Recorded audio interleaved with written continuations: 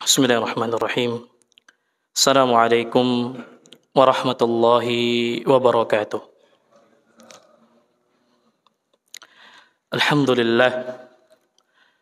Alhamdulillahi ala ihsanih. Wa syukru lahu ala taufiqihi wa amtinanih.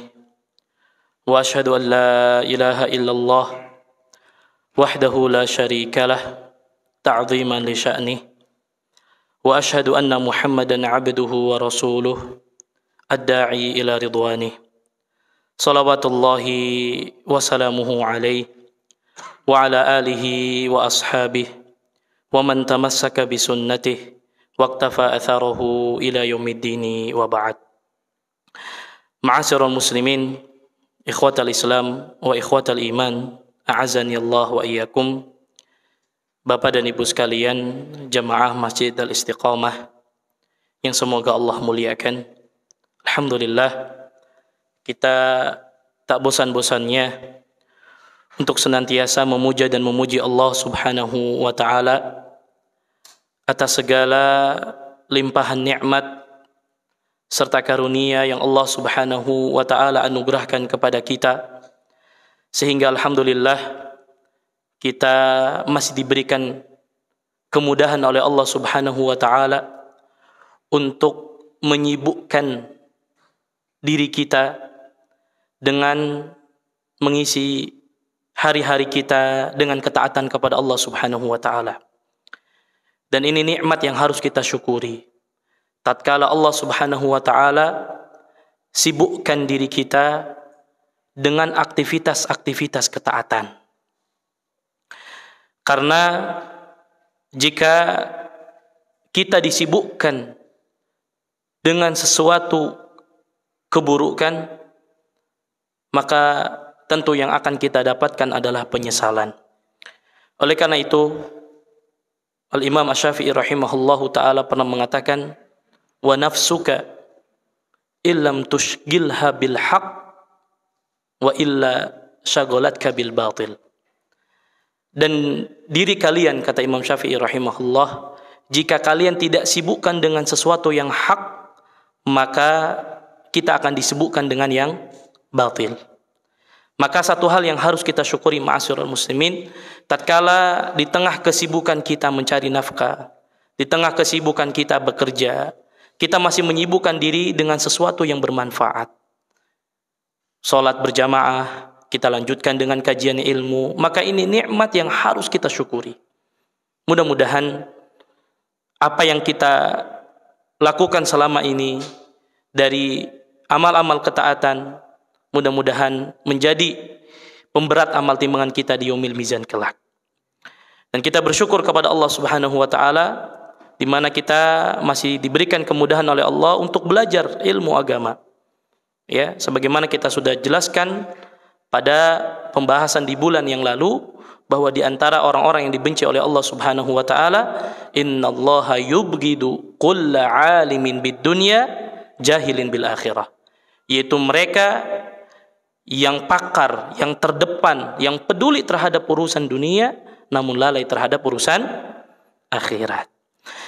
Bapak-bapak sekalian dan ibu sekalian yang semoga Allah muliakan, pada malam hari ini kita akan lanjutkan kembali kajian rutin kita membahas kitab Arba'una Haditsan fi Ahabbil A'mali ilallah, ya, wa abghaduha wa aswa'uha, yaitu 40 hadis yang berbicara tentang amalan-amalan yang dicintai oleh Allah dan amalan-amalan yang dibenci oleh Allah Subhanahu wa ta'ala. Pada bulan yang lalu kita sudah bahas tentang orang-orang yang dibenci oleh Allah Subhanahu wa ta'ala. Maka pada malam hari ini insyaallah ta'ala kita akan membahas satu hadis yang menjelaskan kepada kita tentang manusia yang terbaik dan manusia yang terburuk. Tentu hadis ini adalah hadis yang pendek dan termasuk hadis jawami'ul kalimnya Nabi sallallahu alaihi wasallam. Namun hadis yang pendek ini berisi banyak sekali pelajaran, banyak sekali hikmah yang bisa kita jadikan renungan di dalam kehidupan kita. Sebuah hadis yang diriwayatkan oleh Al-Imam At-Tirmidzi. Ada 3 riwayat di dalam hadis ini. Yang pertama adalah riwayat dari Abdullah ibn Busr, ya, radhiyallahu taala an. Anna A'rabiyan, pernah satu hari ada seorang Arab Badui datang kepada Nabi sallallahu alaihi wasallam seraya mengatakan, "Ya Rasulullah, man khairun nas?" Pernah satu hari ada seorang Arab Badui yang datang kepada Nabi sallallahu alaihi wasallam seraya mengatakan, "Ya Rasulullah, siapakah manusia yang terbaik?" Kemudian Nabi sallallahu alaihi wasallam menyampaikan, "Man tala umruhu wa hasuna amaluhu." Maka Nabi sallallahu alaihi wasallam menjawab bahwa manusia yang terbaik itu adalah yang panjang umurnya dan baik amalnya. Hadis yang sangat pendek. Namun ma'asyiral muslimin, akan kita dapatkan banyak sekali pelajaran. Terlebih kita hidup di satu zaman di mana kita banyak dilalaikan dengan hal-hal yang itu semua akan dimintai pertanggungjawabannya oleh Allah Subhanahu wa taala. Kemudian di dalam riwayat yang lain, ya, dari Abu Bakrah radhiyallahu taala an. An Abdurrahman ibn Abi Bakrata an abihi anna rajulan qala, "Ya Rasulullah, ayyun nasi khair?" Dari Abdurrahman ibn Abi Bakrah an abihi, dari bapaknya. Ini diantara hadis atau riwayatul abna atau riwayatul ibn min abi. Riwayat seorang, ya, anak dari bapaknya. Dan lihat ma'asyiral muslimin, diantara faidah yang bisa kita ambil dari riwayat ini bahwa kesolehan anak dan orang tua ini sangat berpengaruh, ya, di mana anak meriwayatkan hadis dari siapa? Dari ayahnya. Dan inilah yang harus kita contoh.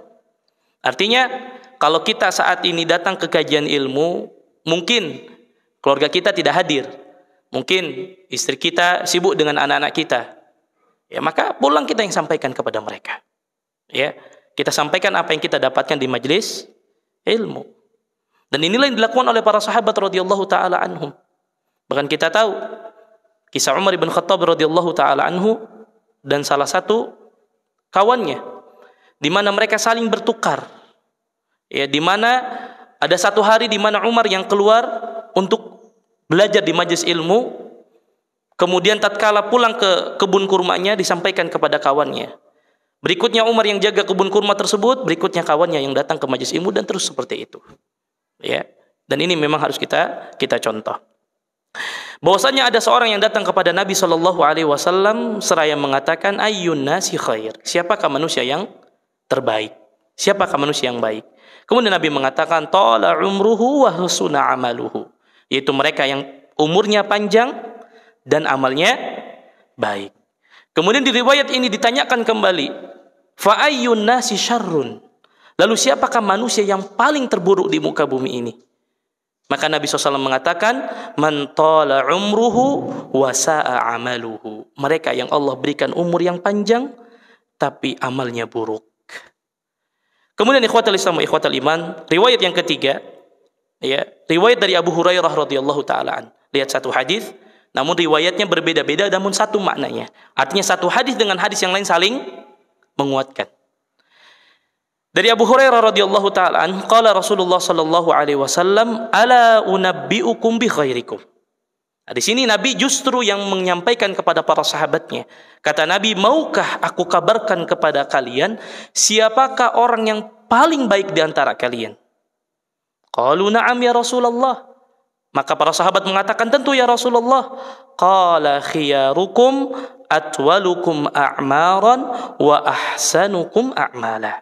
Kata Nabi SAW, sebaik-baik di antara kalian adalah orang-orang yang baik, yang panjang umurnya dan baik amalnya.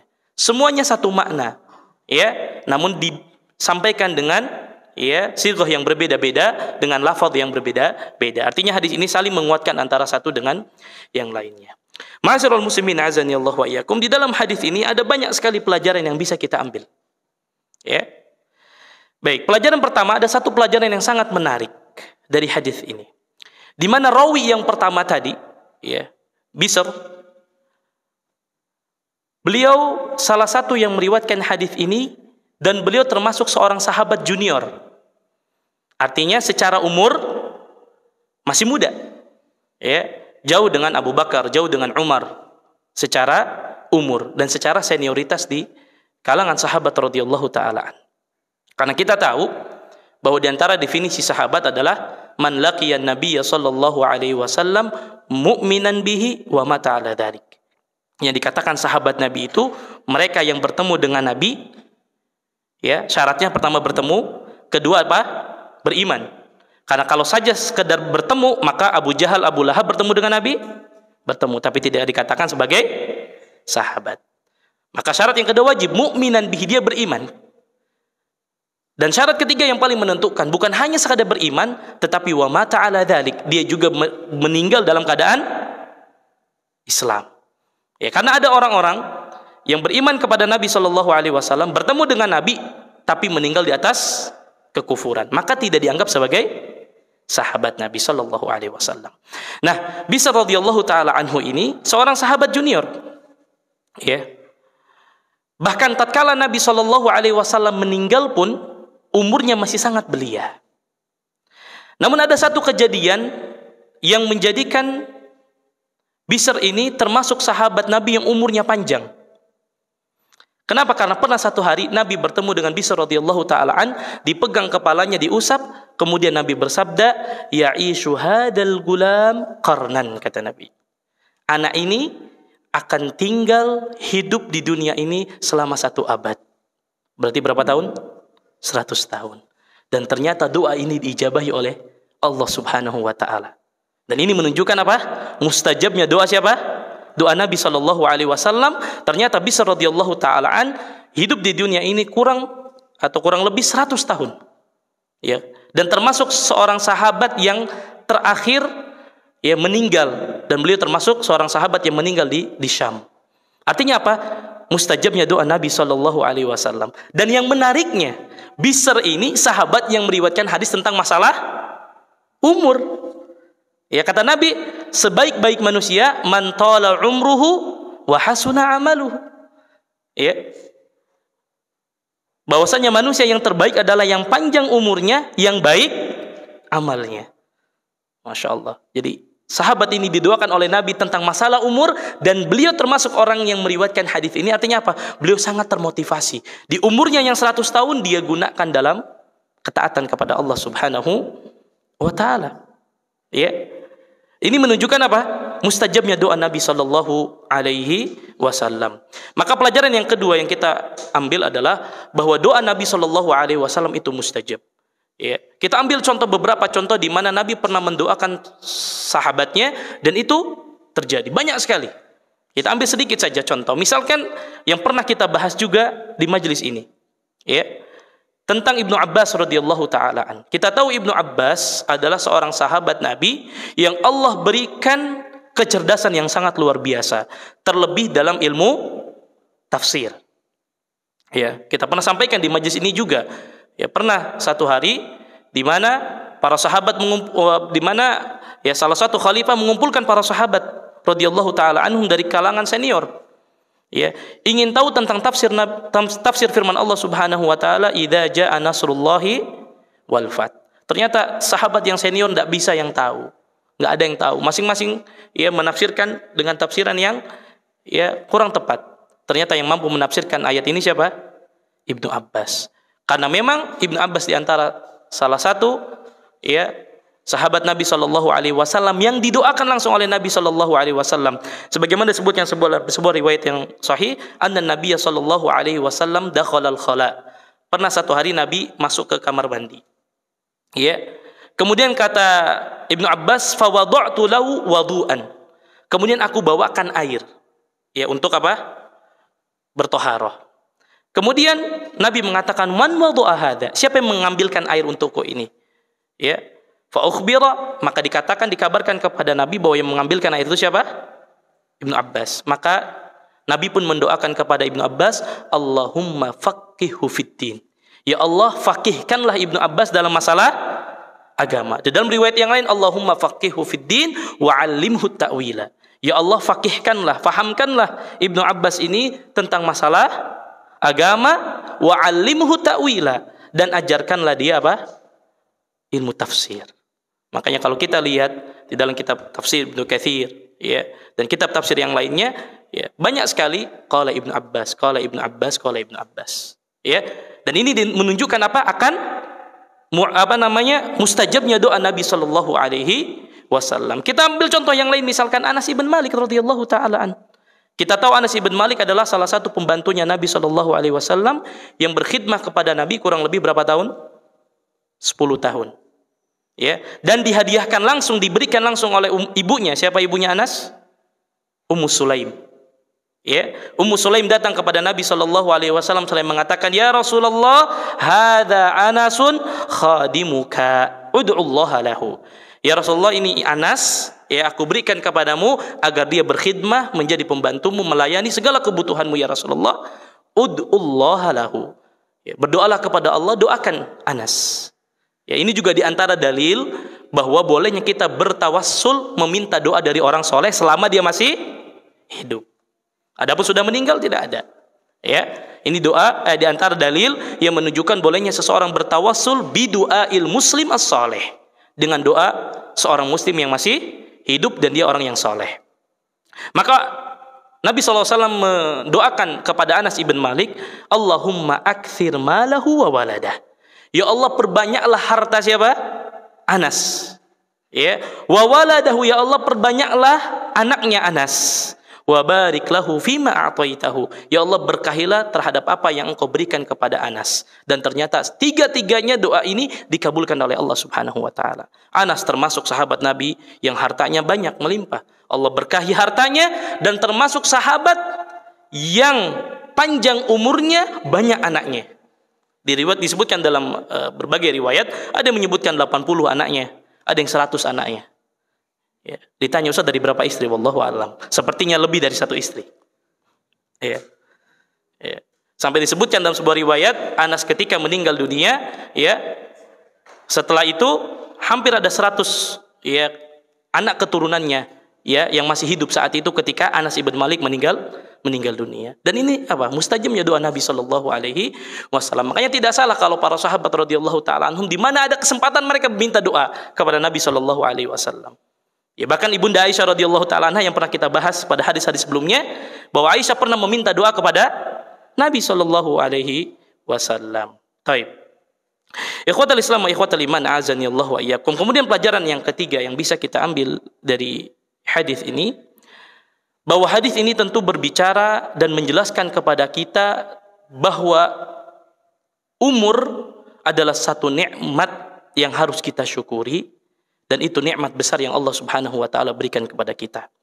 Kenapa? Karena dengan nikmat umurlah, ya, kita bisa melaksanakan ketaatan kepada Allah Subhanahu wa taala. Dengan nikmat umur yang Allah berikan kepada kita, kita mampu untuk melakukan amal soleh. Maka secara logika pun, kalau orang umurnya panjang, harusnya amalnya pun banyak.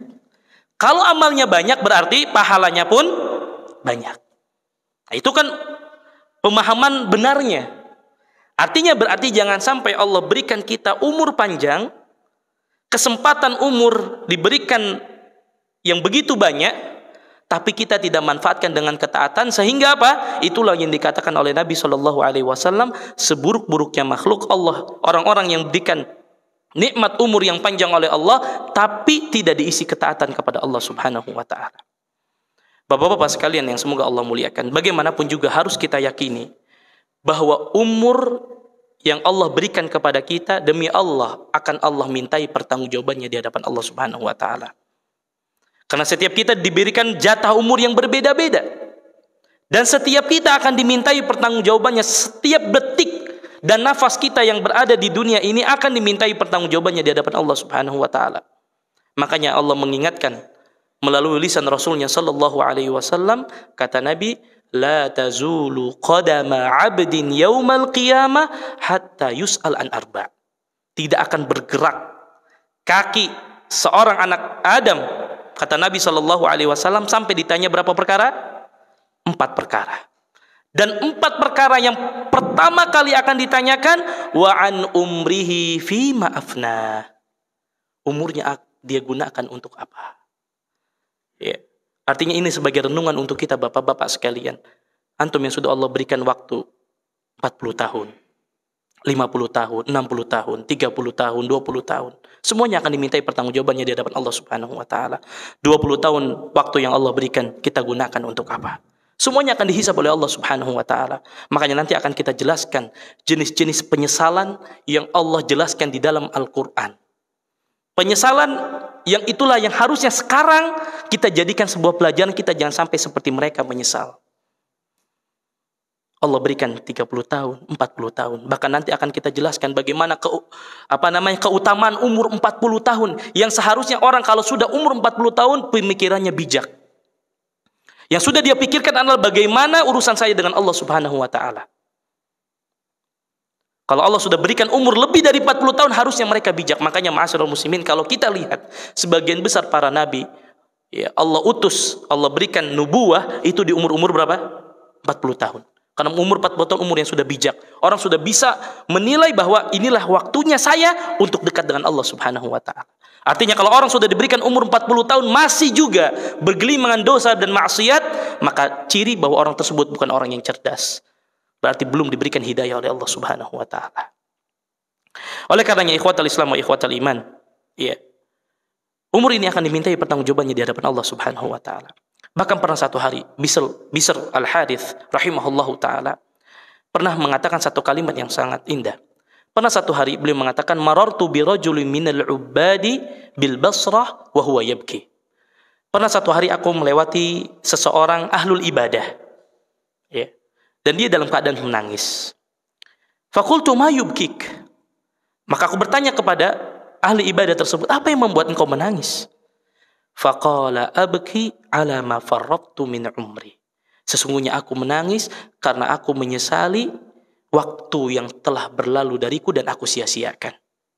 Wa ala yaumin madha min ajli lam yatabayyan fihi amali. Dan aku menangisi satu hari yang telah berlalu bagi diriku dan aku belum jelas amalan apa yang akan aku banggakan nanti di hadapan Allah Subhanahu wa taala. Artinya ma'asyiral muslimin, ini bentuk pengingat bagi saya yang menyampaikan dan kita semua bahwa kehidupan kita, umur kita demi Allah akan dimintai pertanggungjawabannya di hadapan Allah Subhanahu wa taala. Artinya waktu-waktu yang sudah berlalu itulah yang harus kita tangisi. Itulah yang harus kita sesali. Kenapa dulu banyak waktu yang kita sia-siakan? Namun ma'asyiral muslimin, tentu seorang muslim tidak putus asa dengan rahmat Allah Subhanahu wa taala. Kalaupun dulu kita pernah menyanyiakan waktu, maka kita masih ada waktu. Selama Allah masih berikan kesempatan kita bernafas, maka disitulah kita perbaiki. Kita isi waktu kita dengan ketaatan kepada Allah Subhanahu wa taala. Ma'asyiral muslimin, karena akan ada satu waktu yang Allah ingatkan. Mudah-mudahan ini jadi renungan buat saya dan kita semua. Akan ada satu waktu di mana kita pasti akan menyesal. Di saat nanti kita di hadapan Allah Subhanahu wa taala. Allah ingatkan bagaimana penyesalan yang itu penyesalan yang sudah tidak lagi berguna. Allah sampaikan dalam Al-Qur'an, yauma idzi yatadzakkarul insanu wa anna lahu dzikra. Kata Allah, ingatlah satu hari di mana saat itu manusia baru mengingat. Ya. Pas di waktu berikan waktu 70 tahun, 40 tahun, 50 tahun, 20 tahun, dia nggak pernah ingat Allah Subhanahu wa taala. Barulah ada satu waktu di mana baru dia ingat kepada Allah Subhanahu wa taala. Wa anna lahu dzikra. Tapi kata Allah, ya, ingatan itu sudah lagi tidak bermanfaat, kata Allah. Bahkan saking menyesalnya dia mengatakan, yaqulu ya laitani qaddamtu li hayati. Kalau sekiranya dulu saya masih di dunia, aku melakukan amal soleh untuk kehidupan akhiratku. Namun kata Allah, nggak bermanfaat lagi.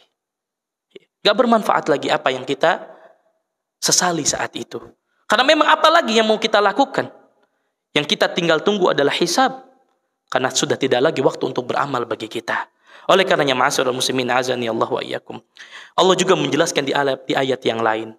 Bagaimana Allah menggambarkan satu gambaran betapa saat itu orang-orang yang dulu melalaikan waktunya di dunia betul-betul stresnya luar biasa. Bagaimana nggak stres? Allah kabarkan, Allah gambarkan keadaan mereka. Kata Allah, walau tara idil mujrimuna nakisu ru'usihim inda rabbihim rabbana absarna wa sami'na farji'na na'mal salihan inna muqinun. Allah gambarkan bagaimana gambaran orang-orang saat itu betul-betul menyesal. Saking menyesalnya, kata Allah, walau tara idil mujrimuna nakisu ru'usihim, dan alangkah mengerikannya, kata Allah, jika sekiranya kalian melihat ketika orang-orang yang berdosa, orang-orang yang melalaikan waktunya di dunia, orang-orang menyiakan umurnya di dunia, nakisu ru'usihim, menundukkan kepalanya. Kita tahu orang-orang sudah menundukkan kepalanya, apa artinya? Stres berat, Pak. Berat. Gimana nggak berat? Di hadapan dia cuma ada surga dan neraka. Cuma dua pilihannya. Sampai Allah mengatakan alangkah mengerikannya, kata Allah. Idil mujrimuna nakisu ru'usihim, ketika kalian melihat orang-orang mujrimun, orang-orang berdosa, orang-orang melalaikan waktunya, ketika Allah berikan nikmat waktu, nakisu ru'usihim, mereka menunduk. Yes. Dalam keadaan bersedih. Rabbana absarna wa sami'na farji'na na'mal salihan. Ya Allah, kami lihat hari ini. Ya Allah, kami dengar saat ini. Dulu nggak percaya kalau dibilang surga neraka, nggak pernah percaya. Dijelaskan tentang surga, tentang neraka, hanya sebatas lalu. Dijelaskan tentang bagaimana mengerikan dahsyatnya neraka, nggak pernah sadar. Tapi ketika dia melihat langsung, mendengar langsung bagaimana dahsyatnya jeritan orang-orang yang ada di dalam api neraka, mereka mengatakan farji'na na'mal sholihah. Ya Allah, kembalikan kami ke dunia, ya Allah. Kami pasti akan beramal soleh. Inna muqinun. Ya Allah, kami sungguhnya kami adalah orang-orang yang yakin. Baru dia bilang yakin pas apa? Lihat langsung. Karena memang itulah fitrahnya manusia. Ya. Kalau belum lihat, belum merasakan, belum dengar langsung, nggak sadar. Orang nggak tahu bagaimana panasnya api kalau kita nggak coba taruh tangan kita di atas api, Pak. Baru kita sadar api itu panas. Kita nggak akan pernah sadar bagaimana rasanya perihnya kita dipecut dengan satu pecutan kalau kita nggak rasakan dan melihat langsung orang yang dipecut. Maka disitulah bagaimana syariat ya mengajarkan. Di dalam syariat kita ada namanya kisos, dan kisos itu dilihat, disaksikan oleh manusia sebagai apa? Supaya jadi ibrah. Orang berzina dirajam, bagi yang mereka sudah menikah dilihat oleh seluruh manusia sebagai jadi apa? Pelajaran. Karena kalau sekedar kita mengingatkan dengan ucapan yang kita nggak lihat langsung, kadang kita nggak pernah sadar, Pak. Maka lihatlah bagaimana penyesalan orang-orang ketika mereka mengatakan absorna wa sami'na farji'na na'mal salihan inna muqinun. Baru mereka mengatakan sesungguhnya kami saat ini ya Allah, baru kami yakin ya Allah. Namun tidak lagi bermanfaat. Bahkan Al-Imam Ibnu Katsir rahimahullah ketika menafsirkan ayat ini, beliau mengatakan sebagaimana jelaskan oleh Al-Imam Ibnu Katsir rahimahullah, ya, ketika mereka mengatakan wahai Rabb kami, ya, absarna wa sami'na, kami telah melihat, kami telah mendengar, farji'na na'mal salihan, kembalikanlah kami ke dunia untuk melakukan amal soleh. Sesungguhnya kami sekarang telah yakin bahwa janji Allah itu adalah benar dan perjumpaanmu adalah benar. Baru mereka yakin, oh ternyata akhirat itu ada. Oh siksa kubur itu ada. Oh nikmat kubur itu ada. Baru mereka yakin.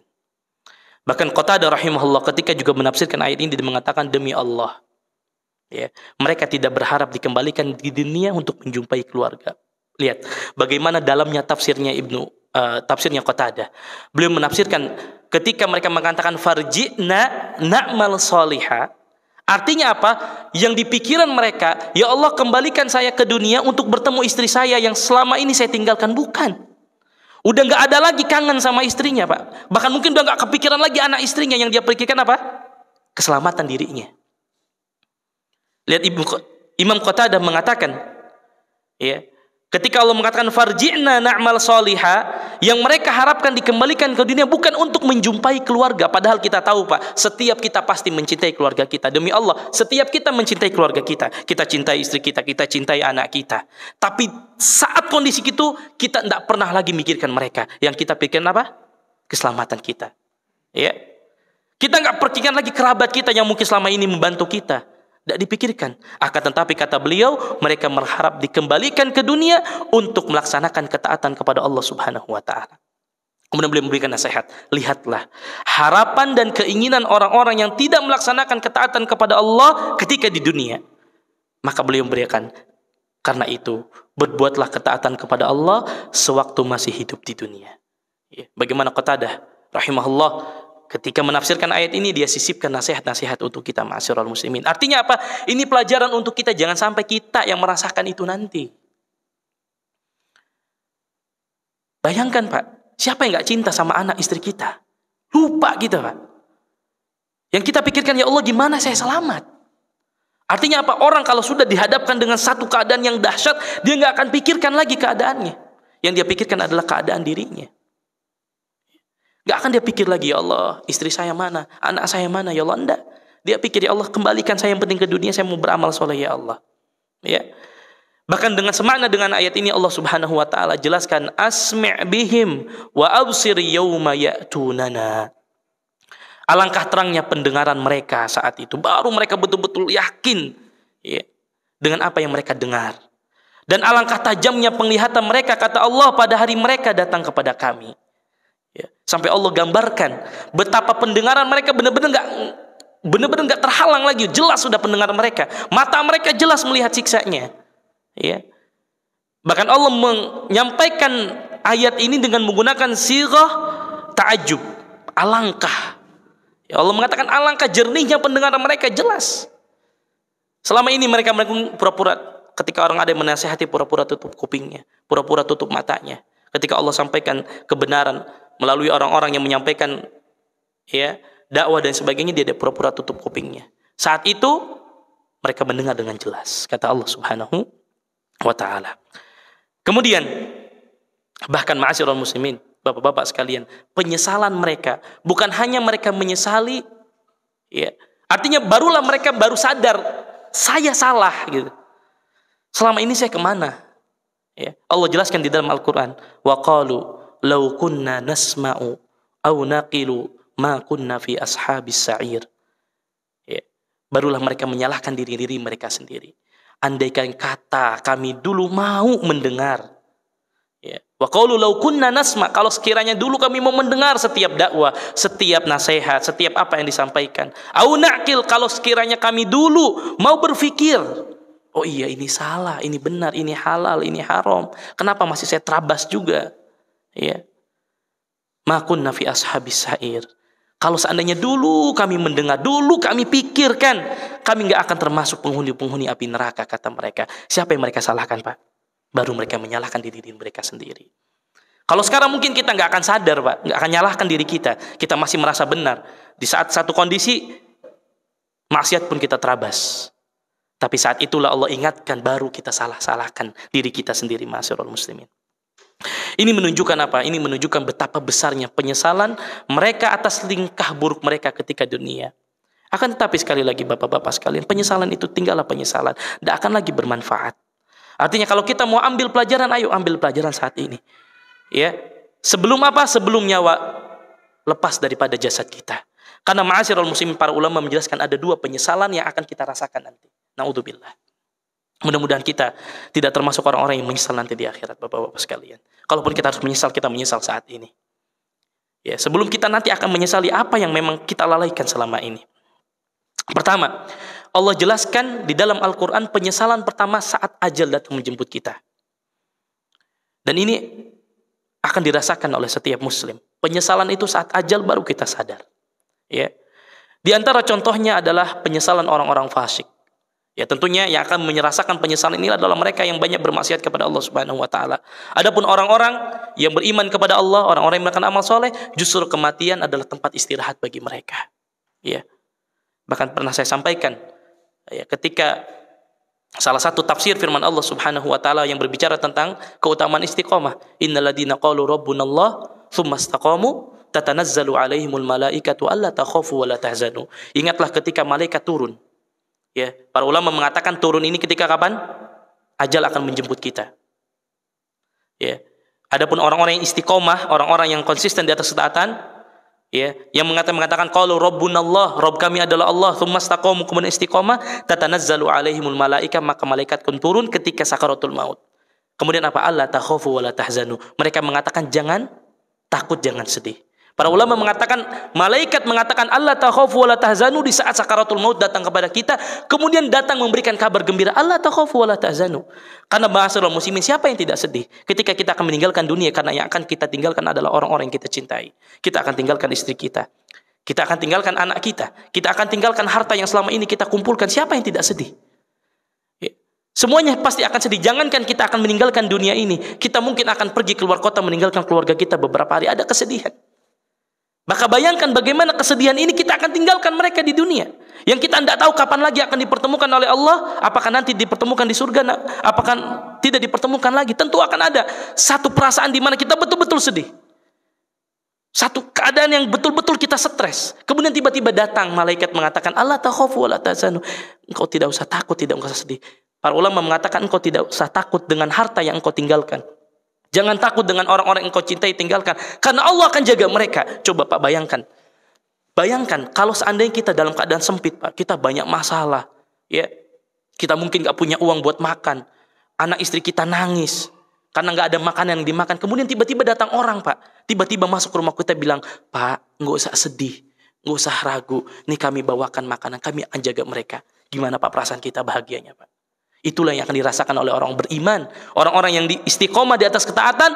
Di saat kita betul-betul sedih akan meninggalkan orang-orang yang akan kita tinggalkan, datang malaikat mengatakan Allah takhafu wa la tahzanu.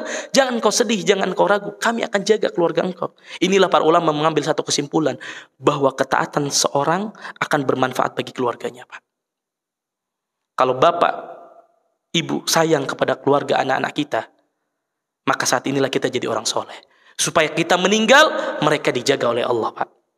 Kita nggak khawatir lagi, karena Allah yang jaga mereka. Allah yang akan jamin rezeki mereka. Inilah yang selalu para ulama katakan bahwa kesolehan orang tua akan sangat berdampak pada kebahagiaan anak-anak kita Pak. Anak keturunan kita. Artinya apa? Allah tidak akan sia-siakan mereka karena orang tuanya apa? Soleh. Kita yang meninggalkan tenang, yang ditinggalkan pun tenang. Luar biasa ayat ini Pak. Bahkan bukan hanya itu, bagaimana Allah jadikan supaya kita tidak khawatir ketika Allah mengatakan Allah takhafu wa la tahzanu wa abshiru bil jannati allati kuntum tu'adun. Maka malaikat mengatakan kabar gembira kepada mereka bahwasanya surga yang sudah janjikan kepada mereka. Bayangkan Pak, di saat kita khawatir dikasih kabar gembira, ditunjukkan surga Allah Subhanahu wa taala. Sudah hilang ya ketakutan kita. Tapi sebaliknya Allah kabarkan di dalam ayat yang lain bagaimana penyesalan orang-orang fasik. Ketika sakaratul maut datang, Allah mengatakan wa anfiqu mimma razaqnakum. Dan infakkanlah sebagian. Allah katakan tidak semua harta kalian. Mimma kata Allah. Min itu litabi'id. Fungsinya adalah sebagian. Wa anfiqu mimma razaqnakum kata Allah. Dan infakkanlah sebagian daripada harta kalian. Min qabli ayyatiya ahadakumul maut. Sebelum nanti kematian datang kepada kalian. Fayaqul. Baru kalian nyadar. Rabbi laula akhartani ila ajalin qarib. Ya Allah, sebentar saja Allah akhirkan kematian kami ya Allah. Apa janji mereka? Ya Allah, kalau engkau tunda kematian kami, ya Allah, fa'asaddaq. Aku akan berinfak, ya Allah. Wa akum minas solihin. Dan janji, ya Allah, aku akan menjadi orang soleh. Tapi apa? Sakarat apa? Nyawa sudah berada di kerongkongan yang kita tidak lagi bisa beramal. Bahkan kata Nabi SAW, ya, bahwasannya innallaha yaqbalu taubatal abdi ma lam yughargir. Allah Subhanahu wa taala akan senantiasa menerima taubat seorang hamba selama nyawa belum sampai kerongkongan. Kalau sudah sekerongkongan sudah. Yang lebih menyakitkan Allah mengatakan apa?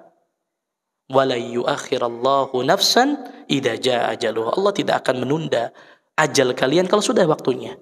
Ente mau melas-melas, mau sujud-sujud, mau minta-minta kepada Allah, kalau sudah datang waktunya, tidak ada lagi kesempatan untuk ya meminta ampun kepada Allah Subhanahu wa taala. Lihat. Bahkan ini terjadi pada Fir'aun, Bapak-bapak sekalian. Yang kita ambil hikmahnya. Ya.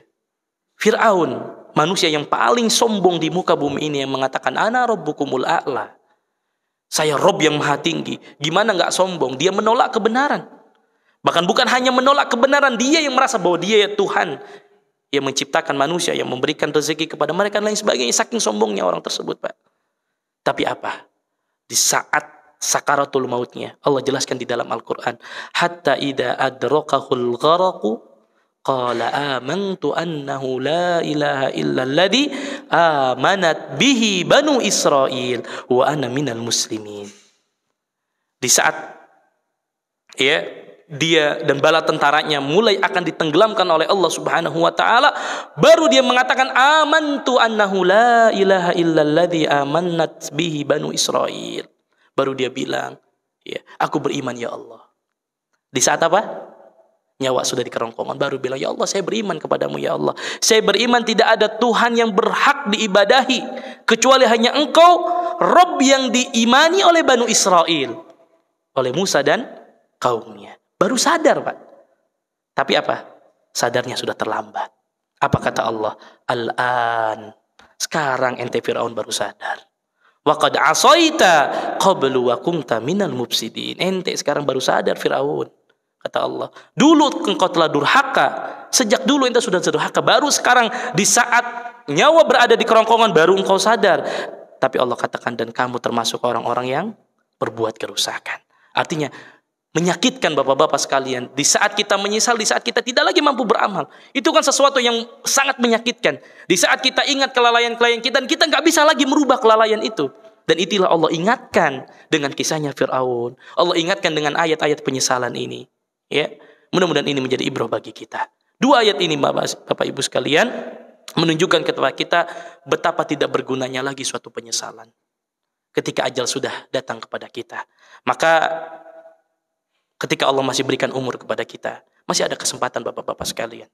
Ya, bukankah Nabi mengatakan, at-taibu minadanbi kaman la danbalahu. Seseorang yang bertobat kepada Allah, ya, dengan sebenar-benarnya tobat, maka dia tidak akan memiliki dosa. Artinya apa? Selama kita mau bertobat kepada Allah, Allah akan hapuskan, ya, dosa-dosa yang pernah kita lakukan. Allah akan ampuni segala kelalaian yang pernah kita lakukan selama kita masih mau bertobat kepada Allah Subhanahu wa ta'ala. Kemudian yang kedua, para ulama menjelaskan penyesalan yang kedua itu, kalau tadi penyesalan ketika sakaratul maut datang, maka penyesalan yang kedua adalah penyesalan pada saat siksa menimpa kita. Kapan itu? Pada hari kiamat. Coba Pak bayangkan, naudzubillah, ketika dua penyesalan itu datang kepada kita, Pak. Penyesalan saat sakaratul maut, ya. Setelah itu kita dikumpulkan setelah hari kiamat, di hari kiamat itu juga kita menyesal. Dua kali penyesalan yang itu tidak bisa kita bayar dengan apapun. Kan ini penyesalan demi penyesalan yang sangat berat, Bapak-bapak sekalian. Allah jelaskan beberapa ayat contoh penyesalan orang-orang nanti pada hari kiamat ketika akan diadab oleh Allah Subhanahu wa taala. Kalau tadi ketika akan sakaratul maut datang, sekarang ketika adal datang menjemput mereka, ketika mereka berada di pada hari kiamat. Allah jelaskan di dalam Al-Qur'an. Wa taradh dhalimina lamma ra'aul adab yaquluna hal ila maraddim min sabil. Lihat, Pak, bagaimana penyesalan mereka. Dan kamu akan melihat, kata Allah, orang-orang yang zalim. Yang dimaksud orang-orang zalim, orang-orang yang melalaikan ketaatan, orang yang berbuat maksiat kepada Allah Subhanahu wa taala. Ketika mereka diadab oleh Allah, mereka berkata, hal ila maraddim min sabil. Adakah kiranya jalan untuk kembali ke dunia? Sampai mereka cari, Bapak-bapak sekalian, ada nggak nih cara kami balik ke dunia? Artinya mungkin kalau orang-orang kaya merasa, ya Allah, ambil semua harta saya, yang penting saya kembalikan ke dunia. Tapi tidak ada jalan lagi, Bapak-bapak sekalian. Penyesalan hanyalah tinggal penyesalan. Wallahu ta'ala alam. Kita lanjutkan ba'da adzan. Wassallallahu ala nabiyina Muhammad.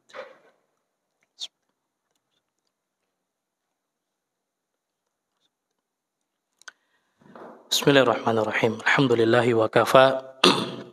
Wassalatu wassalamu ala habibina al-Mustafa wa ala alihi wa ashabihi ahli sidki wal wafa wa tabi'ina wa man bihudahum iktafa. Asyhadu an la ilaha illallah wahdahu la syarikalah wa asyhadu anna Muhammadan abduhu wa rasuluhu la nabiyya wa la rasula ba'dah.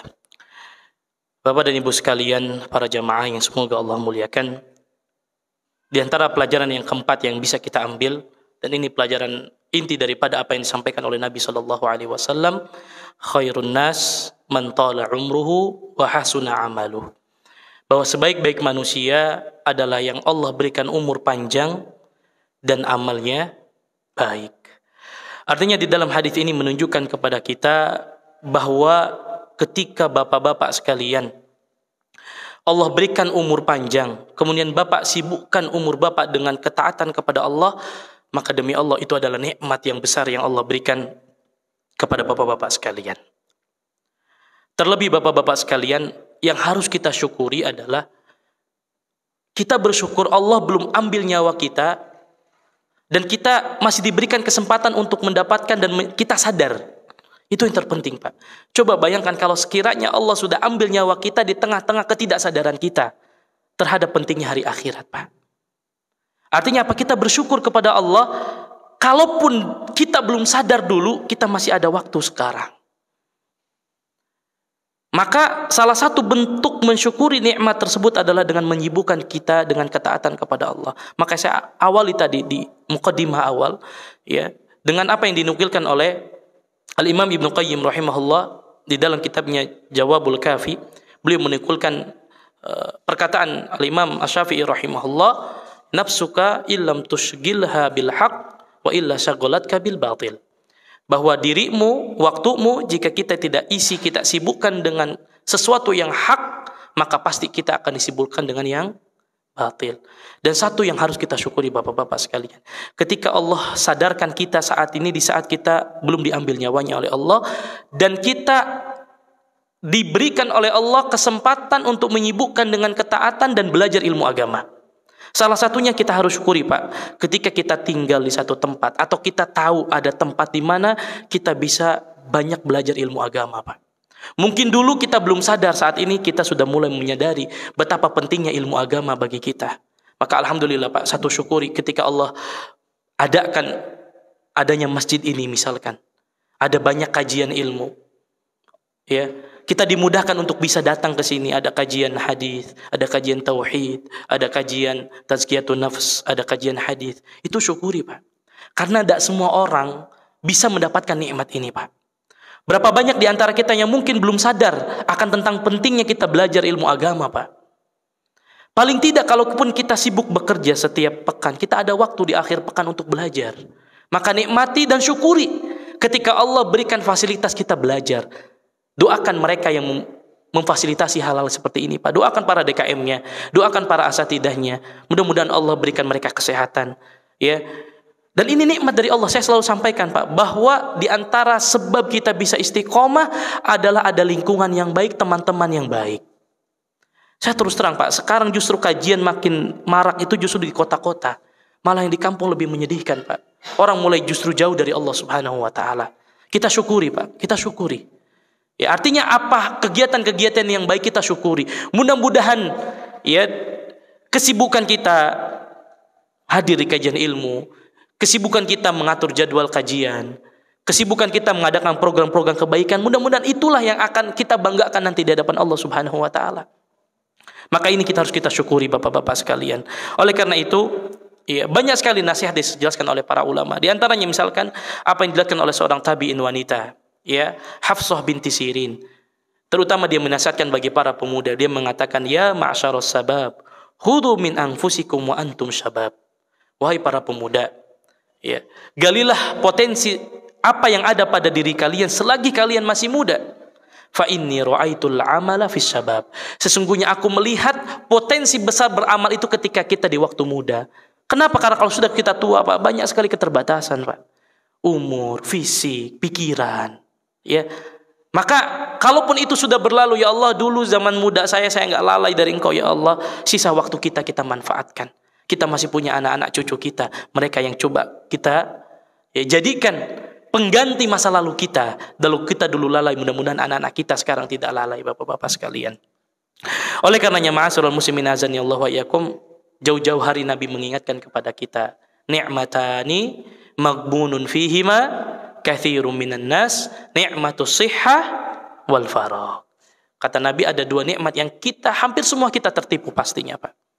Yang pertama nikmat sehat, yang kedua nikmat waktu luang. Baru kita ingat, kenapa dulu pas saya masih sehat, fisik saya masih kuat, jarang ke masjid, jarang hadir kajian ilmu. Tetapi lagi-lagi itu hanya sekedar penyesalan. Tetapi kalaulah itu masih ada waktu, kesempatan untuk kita beramal, maka lakukan semaksimal mungkin apa yang bisa kita lakukan untuk ketaatan kepada Allah Subhanahu wa taala. Oleh karena itu Al-Imam Ibnul Jauzi rahimahullah ketika menjelaskan hadis ini, beliau mengatakan, seseorang bisa saja ia sehat, tapi kadang nggak punya waktu luang. Betul atau tidak, Pak? Mungkin kita ingat dulu, ya, kita sehat, fisiknya masih muda, tapi kadang nggak ada waktu luang untuk beribadah kepada Allah. Rasanya sibuk terus. Ya. Padahal kita sama-sama dikasih waktu 24 jam, tapi ternyata banyak orang diberikan yang berbeda-beda taufiknya. Ada orang 24 jam kerja sibuk, tapi masih bisa meluangkan waktu untuk ibadah dan ketaatan kepada Allah. Ada orang Masya Allah kadang nggak sibuk, Pak. Kerjaan cuman di rumah, nggak punya kesibukan apa-apa, tapi buat ibadah susah. Berarti apa? Allah tidak inginkan kebaikan pada hamba tersebut. Maka kan selalu saya bilang, Pak, satu nikmat yang harus kita syukuri ketika Allah sibukkan kita dengan ketaatan, atau Allah mudahkan kita untuk datang ke tempat-tempat kebaikan. Berarti Allah ingin kita kebaikan. Terlebih kalau kita difahamkan dengan urusan agama, maka kata Nabi SAW, "Man yuridillahu bihi khairan yufaqihu fiddin." Barang siapa yang Allah inginkan kebaikan, Allah pasti akan fakihkan dia, fahamkan dia urusan agama. Maka ini harus kita syukuri, Pak. Ada orang mau kasih waktu luang, tapi nggak sehat. Sekarang mungkin kita, orang sudah pensiun, nggak ada kerjaan, waktunya luang, tapi mungkin apa? Sehatnya Allah nggak kasih, berat untuk ibadah. Maka betul apa kata Nabi SAW, ni'matani magbunun fihi makathirun minan nasi. Arti betul. Kadang kita punya waktu luang, kita nggak sehat. Kita sehat, waktu luangnya nggak ada. Maka muslim yang cerdas tentu akan memanfaatkan setiap waktunya. Tentunya bukan berarti ketika kita berbicara seperti ini berarti semuanya kita isi dengan ibadah dan ibadah. Artinya ada juga hal-hal yang memang kita dari sisi dunia yang harus kita usahakan. Cari nafkah, waktunya cari nafkah. Lihat bagaimana. Pernah satu hari Ibunda Aisyah radhiyallahu taala anha ditanya oleh seorang sahabat. Ya. Maka Nabi sallallahu alaihi wasallam, atau apa yang dilakukan oleh Nabi sallallahu alaihi wasallam di rumah. Ya. Apa kata Aisyah? Kana fi mihnati ahli. Nabi itu kalau di rumah senantiasa membantu keluarganya. Karena membantu keluarga bagian daripada ibadah, Pak. Kemudian Aisyah mengatakan wa idza qamatis shalah hadara ila shalah. Kalau waktunya salat, Nabi pergi salat. Artinya di mana waktunya ibadah, waktunya bekerja, waktunya bantu keluarga. Tapi di mana waktunya salat, waktunya ibadah ya kita ibadah. Ini mengingatkan kepada kita masyarakat muslimin bahwa dua waktu ini memang banyak kita tertipu, siapapun kita, ya. Sehat, nggak ada waktu luang, sibuk kita kadang. Ketika ada waktu luang, badan sudah nggak sehat lagi. Maka mudah-mudahan kita berharap kepada Allah, kita diberikan keluangan waktu untuk bisa beribadah dan kita diberikan kesehatan oleh Allah Subhanahu wa taala. Oleh karena itu Nabi SAW mengingatkan kita, igtanim khamsan qabla khamsin, kan? Manfaatkan 5 keadaan sebelum datang 5 keadaan berikutnya. Salah satunya apa? Syababaka qabla haramik, masa muda sebelum datang masa tua. Sihhataka qabla saqamika, waktu sehatmu sebelum datang waktu sakitmu. Wa ginaka qabla faqrika, kayamu sebelum datang fakirmu. Kadang ini juga ujian. Saat kita kaya, kita tidak bisa beramal. Pas kita miskin, baru pengen beramal, baru pengen sedekah. Dulu pas kita banyak uang, susah sedekah. Sudah miskin, baru ya Allah, kalau seandainya saya punya uang lagi, saya akan sedekah. Pas punya uang, nggak sedekah juga. Ya, wa faraghaka qabla syaghlika, dan waktu luangmu sebelum masa sibukmu. Wa hayataka qabla mautika, dan masa hidupmu sebelum datang masa tuamu. Kemudian masih banyak sebetulnya nasihat-nasihat yang dijelaskan oleh para ulama tentang pentingnya kita memanfaatkan waktu, dan tentu sekali lagi bahwa ini adalah nasihat yang saya tujukan untuk saya diri pribadi, Pak. Karena terus terang hadis ini pendek tapi berat untuk saya sampaikan. Kenapa? Karena saya yang pertama kali harus mengamalkan hadis ini, Pak. Ya, ini beratnya orang yang menyampaikan ilmu. Dia terlebih dahulu saya mengamalkannya. Namun paling tidak mudah-mudahan ini jadi pengingat bagi saya, Pak. Dan kita semua. Ya, makanya masing-masing kita tentu diberikan umur yang berbeda-beda. Mudah-mudahan ya, sebelum Allah mencabut nyawa kita, kita semua ya menjadi hamba-hamba Allah Subhanahu wa taala yang senantiasa menyibukkan diri kita kepada Allah Subhanahu wa taala. Terakhir Bapak-bapak sekalian, ya sebelum saya tutup, sebetulnya masih beberapa banyak sekali nasihat yang dijelaskan oleh para ulama. Namun saya ingin mengingatkan satu doa yang diajarkan oleh Nabi Shallallahu Alaihi Wasallam. Ya, satu doa yang mana doa ini sangat bermanfaat untuk kita amalkan. Di mana Nabi Shallallahu Alaihi Wasallam mengingatkan satu doa agar kita berlindung kepada Allah Subhanahu Wa Taala dari masa tua yang buruk. Ya, dari masa tua yang tidak kita isi dengan ketaatan kepada Allah Subhanahu wa taala, masa tua yang hanya isinya adalah kepikunan. Karena juga ada orang-orang yang mungkin Allah berikan bukan buah nikmat. Ada orang yang diberikan umur 80 tahun, 90 tahun tapi mungkin ada bagi dirinya. Ya, dia kembali lagi seperti anak kecil, hilang kesadarannya, hilang kepikunannya. Dan satu mungkin sebelum saya sampaikan doa ini, ada satu hal Pak yang saya lihat ya. Wallahu ta'ala alam. Saya sering kali melihat ketika ada orang sudah umur 80 tahun, 90 tahun atau umur sudah tua tapi tidak pikun, ketika saya tanya biasanya memang orang-orang tersebut rajin baca Quran, Pak. Ternyata tipsnya orang-orang yang memang hafal Quran atau paling tidak rajin baca Quran itu penjaga Allah akan jaga kesadarannya, Pak. Jarang pikun. Ya. Silakan Bapak lihat orang-orang para penghafal Quran, orang-orang yang sering dekat dengan Quran, biasanya di masa tuanya kelihatan seger, Pak. Ya. Walaupun mungkin fisiknya sudah lemah, tapi ingatannya Masya Allah. Kenapa? Biasanya di masa mudanya dekat dengan Al-Quran. Makanya betul apa yang dijelaskan oleh para ulama, bahwa sekecil apapun kemaksiatan yang kita lakukan akan sangat berdampak, Pak. Kalaupun tidak berdampak saat ini di masa muda kita, pasti akan berdampak di usia tua kita. Karena pengaruh dosa itu tidak akan terlihat langsung saat ini, bisa jadi nanti akan terlihat oleh kita. Maka Nabi mengajarkan satu doa bapak-bapak sekalian, Allahumma inni a'udzubika minal kasal. Ya Allah, aku berlindung kepadamu dari sifat malas. Wa a'udzubika minal jubni, dan aku berlindung kepadamu dari sifat pengecut. Wa a'udzubika minal haram, dan aku berlindung kepadamu dari kepikunan, dari masa tua yang tidak bermanfaat, dari masa tua yang jauh daripada ketaatan kepada Allah Subhanahu wa taala. Wa a'udzubika minal bukhli, dan aku berlindung kepadamu ya Allah dari kebakhilan.